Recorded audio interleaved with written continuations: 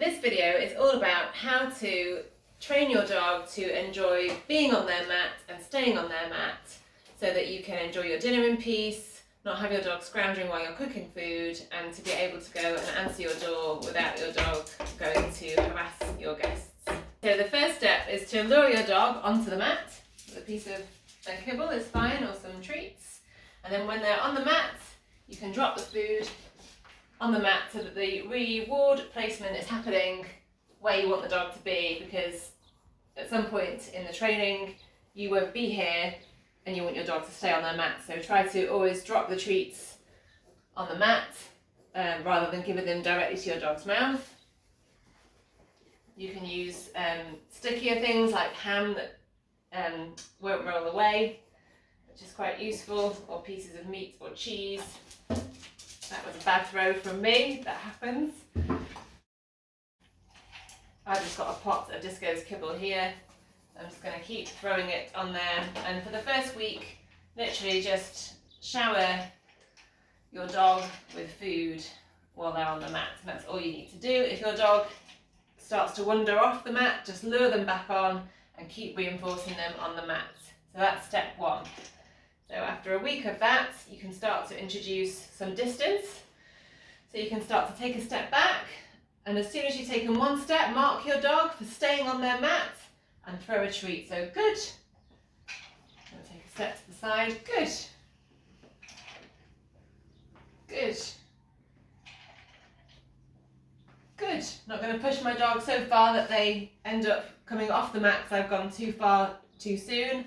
Just going to keep it a nice distance where the dog can manage to stay on the mat, and then I've got something to reinforce. Good. So after a week of that, you can now start to add more distance. So take some more steps back. Good. Being careful with your treats now so they don't land anywhere except the mat. You can also add some distractions. So you can touch your head, you can spin around, you can put on a coat, take that off. That's quite distracting. Good. Keep marking and rewarding your dog when they stay on their mat.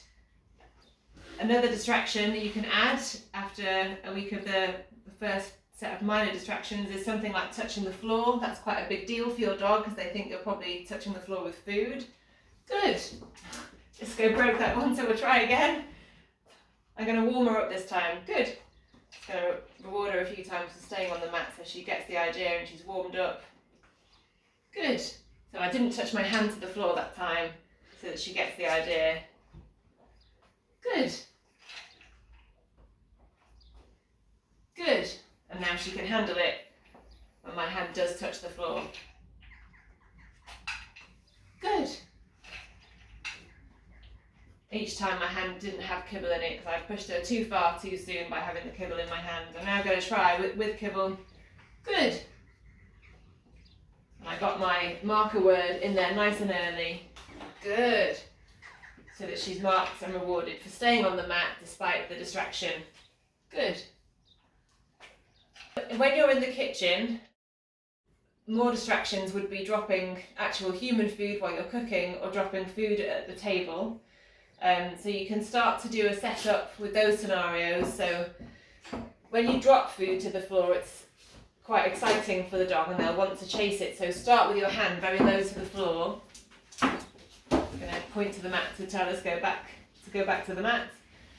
Good. So I'm just going to drop it really low. Good. And then I'm going to pick the treat back up and throw it on the mat. So it would be too exciting at this stage to drop it from all the way up here. Disco would probably get off the mat and chase and find the food. So we're taking it nice and slowly. Good.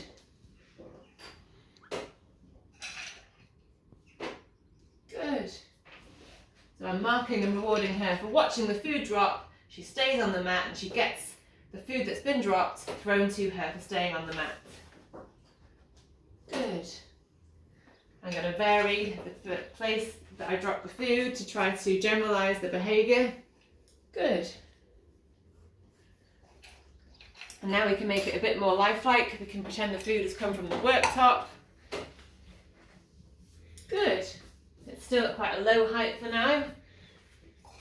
can start to build a little bit more height and excitement into the drop food. Good. So it bounced onto the floor there, so I'm just going to make sure Disco goes back on the mat. Good. We'll try it from a greater height this time. Good.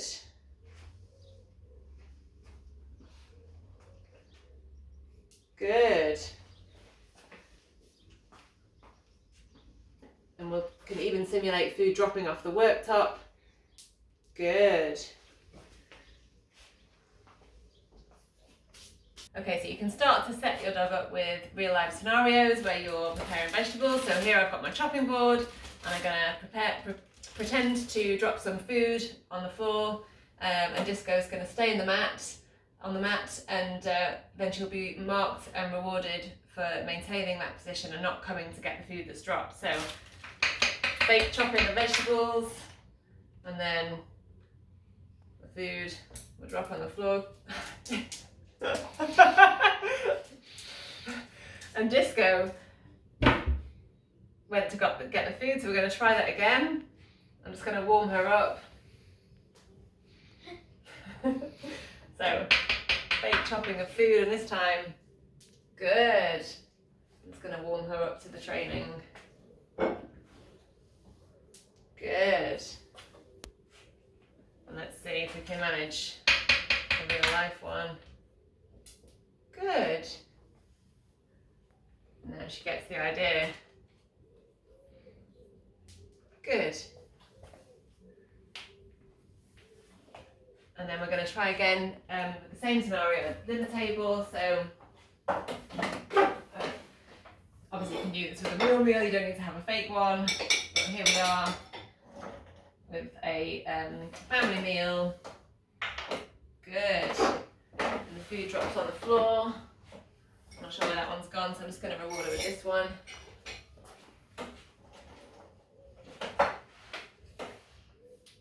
Good. And then when you are really having dinner or really cooking, and you notice food has dropped on the floor, you can mark your dog immediately as quickly as you can for not jumping off the mat and taking the food. And at first you'll need to pick the food up because the dog will not be able to maintain half an hour on the mat watching the food there on the floor. And I think it's good to at first feed it to your dog straight away to reward them for staying on the mat, but eventually you can take your food that has fallen on the floor and leave it on the side. I leave it here to reward my dog at the end of the cooking or the meal time, so that she knows that she can get that. And now she is at a stage where when food drops on the floor when we're having dinner, we don't actually need to pick it up, and she will wait till the end of the meal to get the food that's dropped on the floor.